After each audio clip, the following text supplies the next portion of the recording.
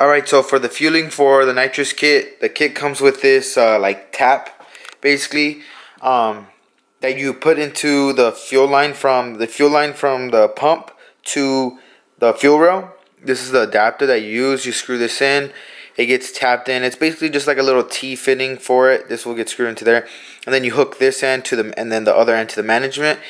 But I picked this up off of Z1 Motorsports. It's a fuel rail adapter, so this actually gets pinched between the connection from the fuel pump. It gets connected to like a regulator, and then this gets put onto top of the fuel rail, and then the regulator goes up on top. It gets pinched between, and it has these two taps, one in the front and one in the back. Alright, so we're going to be tapping the intakes. These are the little like bungs that it came with that you attach the nozzles to. If your intakes are metal and you believe they're thick enough, they actually comes with a tap with a kit that you can just drill and tap the intake and actually directly screw the nozzle in. But I don't think my intakes are too thick for that. So what I'm going to do is I'm going to run these. These are also for like if you're using like some silicone tube intakes. I think this is what it's meant for, like you can use it for. So I'm going to go ahead and tap this, and I'm going to pinch this. So this goes on the actual inside of the intake. This will get screwed on from the outside, and then you bolt this onto inside of this, and that way it gets secured. I'm going to install the fuel rail adapter. That way I can see my clearance right here. So we're going to remove these 10mm bolts. The fuel system is pressurized even when the car is off, so you got to be super careful. It's going to spray out gasoline from right here. So we're going to wrap this in a towel. Kind of try to stick the towel under it. Kind of just leave the top, even cover the top a little, just so that we're manageable to the bolts. We're going to crack them loose, and it's going to spray out. That way we have the rag there to suck up everything. Okay, so now that we got the two bolts out, it sprayed out a little. It wasn't very much. You're just going to lift it off. It's going to be leaking, so you want to try to be quick and make sure that it dries up before you turn on the car. So we're going to put the adapter. We took off the two bolts. We're not going to be needing these little bolts anymore, as the kit does come with extended bolts. So I went ahead and already tapped in the thing for the for the fuel line to the nitrous management. So we're just going to go ahead and place this on top. This has an O-ring, so you want to make sure the O-ring's good. It has a good seal and it's not ripped or anything. I got my new, so it did come with the new one. So we're going to go ahead and just put it on top. Gonna press it down, and then this is gonna come right on top like that. This one also, the stock one does have an O-ring, and so does the adapter. You're just gonna place it on top, and that's pretty much it. Then what we're gonna do is take the extended bolts, and we're gonna just slide them in and line them up. Alright, so now that we got these two bolts in, they're just hand tightening it. Just cranked it down a little bit. I also ran the line in the front. I'm gonna figure out the best spot for it, but you do want it kind of away from heat. This is gonna have the fuel. I ran it across right here. I'm gonna put some tubing around this to protect the the metal from rubbing up on each other. And then we have it going into where it says the fuel in. That's the fuel inlet right here. We have it. So we're just gonna tighten all these down now. On the manual that came with the adapter, it says to torque these down to 76 inch-pounds. So we're going to go ahead and do that. First, what you're going to want to do is we're going to have to remove the intakes. So I have aftermarket intakes, but on the stock intakes, it's about the same thing. So just to remove the intakes, it's simple. You know, you take off the two clamps that are hooked up to your throttle body and your intake. If you have a stock intakes, it should be the same thing. Same with if you have some aftermarket ones. You might have to remove the bolts for the box. But yeah, so you take off the intakes. So with this kit, it says that the nozzles need to be from 6 to 10 inches from the throttle bodies. So we have the throttle bodies right here. So I measured it it's about an inch or 2 inches from this weld. It's about 6 inches from the throttle body. So I'm gonna do it about 2 inches away from the weld. It'll leave it like around 6.5 inches away from the throttle body, which will be fine. I don't want to get it too close to this because this is where the math goes. So I'm trying to figure out which is the best way. Wherever you do it, you want to keep it as even as possible on both sides, so when it's spraying, the actual engine gets to all the cylinders as even as possible, since it's a dual intake system. Alright, so we got this one drilled. I kind of did it off camera because it's my first time doing that one. I'm going to do the other side. I'm going to show you how I did it. This one sits a little bit higher than I would like, but it clears out fine. I close the hood. It doesn't touch, so it should be fine.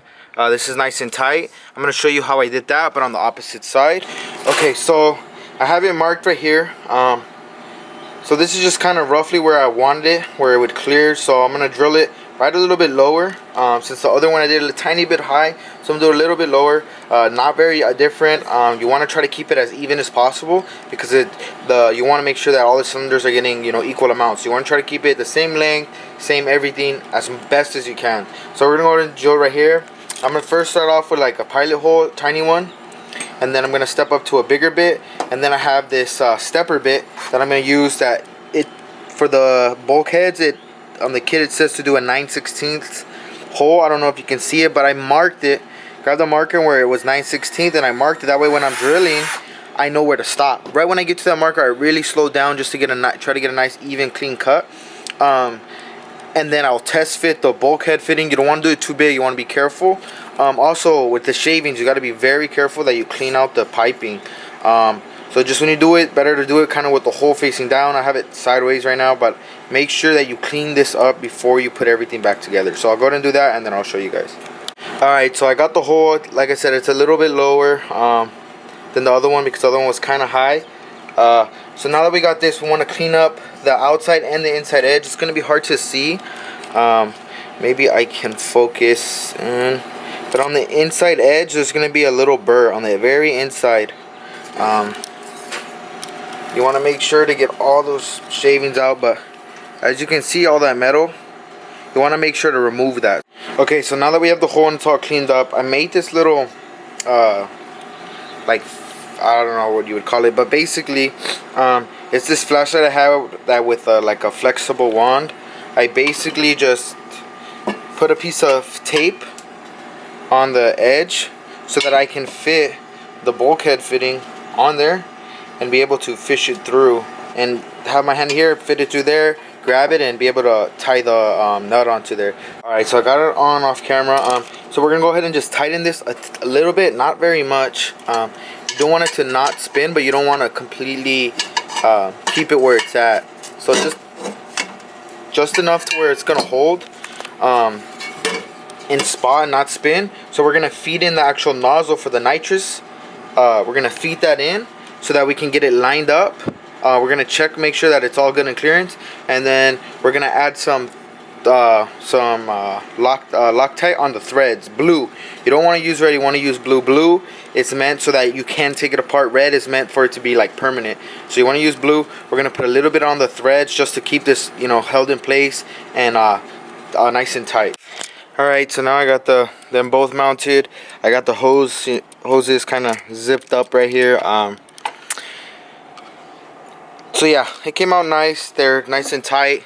They're both facing the right direction. That's one thing to also pay attention to when you're tightening them. You got to make sure that they're facing the right. So if you see the nozzle, it'll have one side that actually points, that actually has the openings. You can see where it sprays. You need it to spray towards the engine. On the kit, it shows you kind of how it's done. I got them nice and tight. I also put this rubber tubing just around this the fuel line, so that when it doesn't just rub, the rubber will help protect both metals from rubbing up on each other. Got them zipped up right here on top. I might figure out another. I know they sell clamps that bolt onto the cover, so I'll probably purchase one of those to kind of put it right here and clamp it down in the middle. Yeah, so overall it came out good. Alright, so I ran the nitrous line from the bottle. The way I ran it was, I went under here through this, under this AC line. I went through right here, this grounding wire by the intake, and I went down. I'm gonna trim up the zip tie. I routed it right there on the side. You can see where one of the clamps are. I used the clamps from Home Depot. They're 3/8 clamps. They were in the electrical section because they have this rubber sheathing so that it helps protect against rubbing against the line. So I ran it right there. I ran one right there, right across this. I kept it on the outside so it stays away from the engine from heat.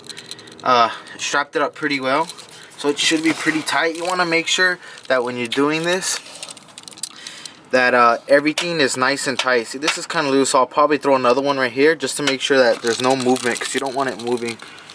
And then I routed it under around there, right here.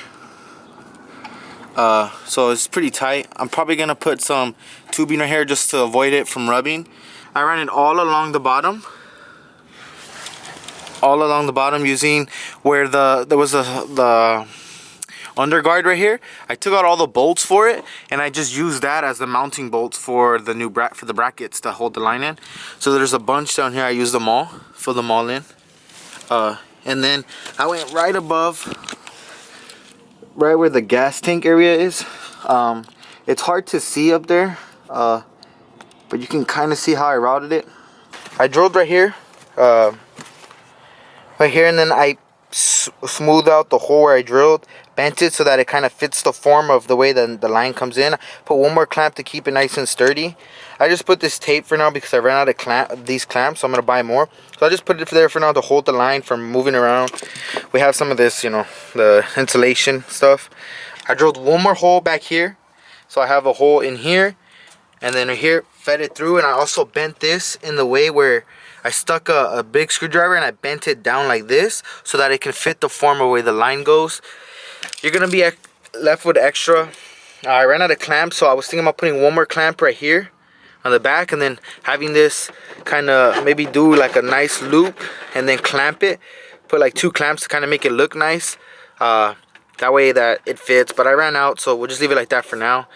Alright, so when you're running that line, you want to make sure that it's clear from all stuff. Like I ran it through the wheel well. You want to make sure that it's clear from the wheel. You want to make sure when it's underneath the car that it's as high as possible to the car and away from the ground, so that it clears anything that you may run over, you may hit. You just got to be careful. But that's pretty much it for that.